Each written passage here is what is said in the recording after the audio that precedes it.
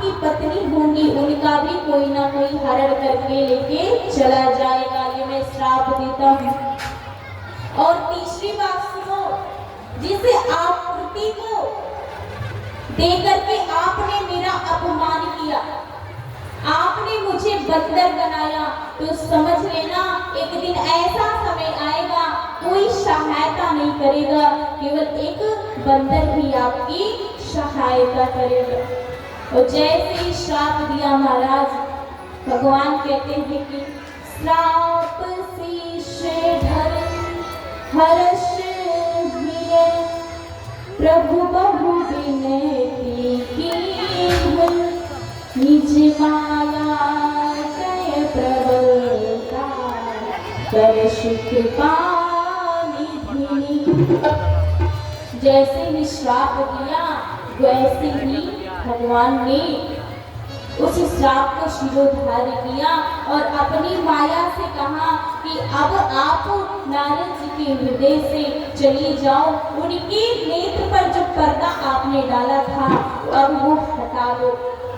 तो जैसे ही माया का प्रभाव नारद जी के नेत्रों से उनके मन से उतरता है, तुरंत नारद जी रोने लगते हैं।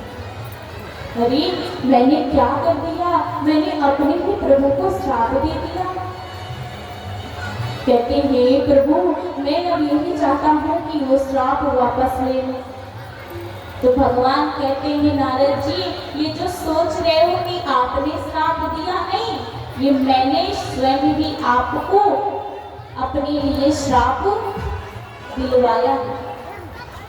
क्योंकि भगवान निमित्त बनाते हैं संसार में आने के लिए, कोई ना कोई कारण होना चाहिए, कोई ना कोई माध्यम तो होना चाहिए। जैसे यहाँ कथा हो रही है तो माध्यम मिथिलेश भैया जी हैं, तो ऐसी भगवान को आना है तो किसी ना किसी को तो माध्यम बनाना ही पड़ेगा। तो इसलिए नारद जी मैंने आपको माध्यम बनाया। लेकिन नारद जी रोते हैं, प्रभु मैंने आपको ऐसा श्राप दिया जिसमें आपको दुख मिलेगा, अब मैं क्या करूं, मेरे हृदय को शांति नहीं मिल रही।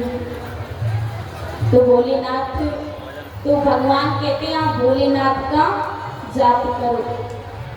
आइए हम लोग भी एक बार भोलेनाथ को याद कर ले। भोले की शरण में आजा, भोले की शरण में आजा, शिव की शरण में एक बार